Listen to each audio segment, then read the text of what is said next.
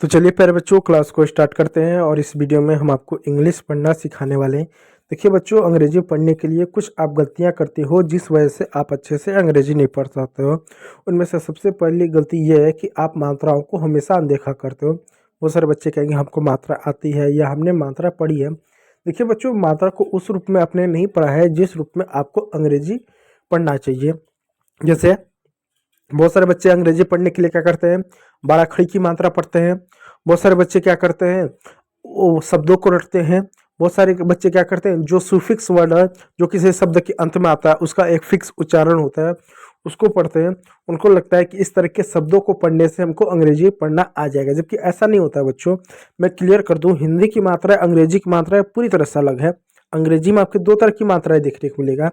एक बाराखड़ी की मात्रा देखने को मिलेगा, एक वाउल और कॉन्सोनेंट देखने को मिलेगा। देखिए, बाराखड़ी की जो मात्रा होती है, जिसमें आप पढ़ते हो अ का ए, आ का डबल ए, क का के, ख का के एच, ये जो मात्रा पढ़ते हो, इस मात्रा का प्रयोग हम तब करते हैं जब हमको किसी का नाम अंग्रेजी में लिखना हो।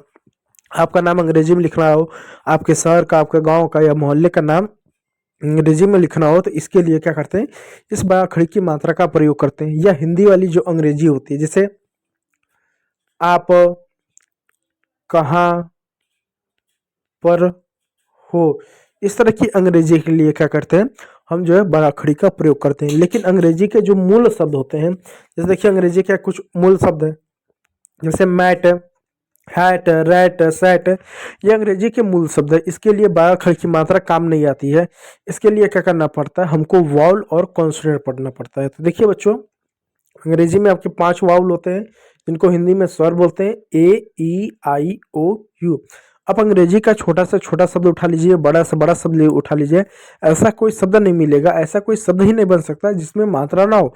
मैं अंग्रेजी के बहुत छोटे शब्द भी लिखना चाहूँ, जैसे इन लिखना चाहूँ, ऑन लिखना चाहूँ, वी लिखना चाहूँ, यू लिखना चाहूँ, बहुत सारे छोटे शब्द लिखूं तो भी इसमें मात्रा आएगा। देखिए, आई की मात्रा आ गया, ओ की मात्रा आ गया, वी की मात्रा आ गया, ओ यू की मात्रा आ गया। कुछ ऐसा शब्द आप मुझे बताइए जिसमें मात्रा ना हो। ऐसा बिना मात्रा का कोई शब्द नहीं हो सकता।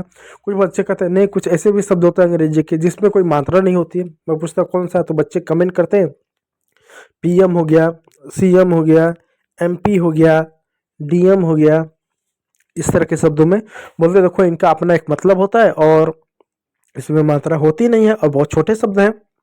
तो मैं कहता हूँ बच्चों, देखा जाए तो ये शब्द नहीं है, ये कुछ अक्षर लिखे हुए हैं। जैसे अक्षर क्या होता है अभी बताता हूँ। देखो, अंग्रेजी में पहले आप व्यंजनों को समझो, फिर आपको अक्षर और शब्द में अंतर समझ में आएगा।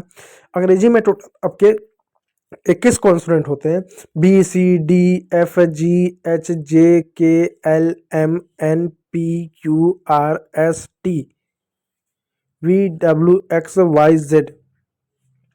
ये आपके क्या होते हैं, ये आपके 21 कॉन्सोनेंट होता है। अब कॉन्सोनेंट का क्या काम होता है, जब अंग्रेजी पढ़ते हो तो आप कॉन्सोनेंट का क्या पढ़ते हो, साउंड पढ़ते हो, नाम नहीं। जैसे मैं अंग्रेजी का आपके सामने एक अक्षर लिखूं, ये मैं एक अक्षर लिख रहा हूँ, इसको क्या पढ़ोगे, बहुत सारे बच्चे कहेंगे हम इसको बी पढ़ेंगे।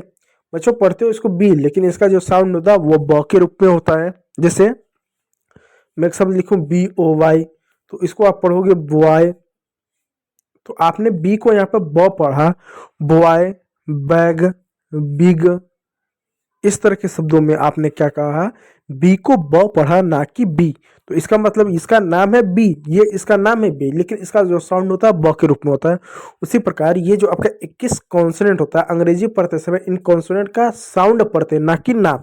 जैसे मैं एक छोटा शब्द लिखूं सी ए आर, अब सी को यहाँ पर सी नहीं पढ़ोगे, क पढ़ोगे, क्योंकि सी का काउंट साउंड जो होता है क होता है, ए का साउंड आ होता है, आर का साउंड र होता है। अब आपका मिलका होगा कार। तो कार आपने पढ़ा, तो आपने क्या किया, इन सबके साउंड पढ़, ये नहीं पढ़ा सी ए आर, आपने इसको कार पढ़ा, उसका साउंड पढ़ा। ठीक उसी प्रकार प्यारे बच्चों, ये जो डीएम हो गया, पीएम हो गया, तो इसका साउंड नहीं पढ़ते हो। डी का साउंड क्या होगा, ड होगा। एम का साउंड क्या होगा, म होगा। डम हो गया, तो डम तो पढ़ते नहीं, उसको डीएम पढ़ते हो। पी का साउंड प होगा, एम का साउंड म होगा, तो पम होता है, तो पम तो नहीं पढ़ते हो। लेकिन उसको क्या, सिर्फ अब उसका नाम पढ़ो, डी एम पी एम। इसलिए जब कभी भी ये शब्द लिखा जाता है तो डॉट करके लिखा जाता है, जैसे P dot M, C dot M, M dot P, इस तरह से लिखा जाता है।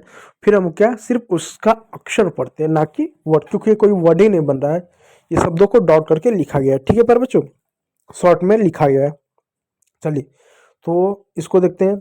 दूसरा मैं आपको एक चीज़ और बताऊंगा, यहाँ पर हिंदी की तरह जो होता है सिंगल मात्रा का प्रोनाउंसिएशन नहीं होता। जैसे हिंदी में अगर आपकी ये बड़ी ई है तो बड़ी ई की ये मात्रा होती है, इसको हर जगह आप बड़ी ई की ही मात्रा पढ़ोगे, ऐसा नहीं है कहीं पर इसको आ की मात्रा पढ़ दोगे, कहीं पर ऊ की मात्रा पढ़ दोगे, नहीं, हर जगह बड़ी ई की मात्रा ही पढ़ी जाएगा। लेकिन अगर अंग्रेजी का अगर आपका ए है तो एक कहीं पर ओ के रूप में उच्चारण होगा, तो कहीं पर आ के रूप में होगा, कहीं पर ए के रूप में होगा, कहीं पर ए के रूप में होगा, कहीं पर ओ के रूप में होगा, कहीं पर ओ के रूप में होगा। लेकिन क्या होगा, एक तरीके से आपका उच्चारण होगा। अब कैसे होगा, जैसे देखा, जैसे CAR कार, तो कार में ए को आपने आ पढ़ा। जैसे CAT कैट में ए को आपने ए की मात्रा पढ़ा। जबकि मैं लिखूँ CALL कॉल, कॉल में ए को आपने ओ की मात्रा पढ़ा। तो है मात्रा एक ही, लेकिन उसका उच्चारण समय के साथ बदलता जा रहा है। अब बच्चे कंफ्यूज होते हैं, हम ये कैसे जानेंगे कि कब किस मात्रा का क्या उच्चारण करेंगे। हमारे सामने अगर अंग्रेजी का पहला शब्द आ जाए तो हम ये कैसे जानेंगे उसको ओ की मात्रा पढ़ना है या आ की मात्रा पढ़ना है। जहाँ पर हमको आ की मात्रा पढ़ना होगा वहाँ पर ए की मात्रा पढ़ के चले जाएंगे, और जहाँ पर ए की मात्रा पढ़ना रहेगा वहाँ ओ की मात्रा पढ़ लेंगे। तो पता कैसे चलेगा कि किस समय किसका मात्रा पढ़ेंगे, तो उसका बच्चों नियम होता है। वो नियम क्या होता है, उस नियम को मैं बताता हूँ। नियम होता है कि कब किसको क्या पढ़ना है। देखो, रूल नंबर 1 से स्टार्ट नहीं करूँगा, क्योंकि मैंने रूल नंबर 1, 2 और 3 मैंने करवा दिया है। ठीक है, रूल नंबर 4 से स्टार्ट करता हूँ। रूल नंबर 4 से, ठीक है, 4 देखो रूल नंबर क्या है।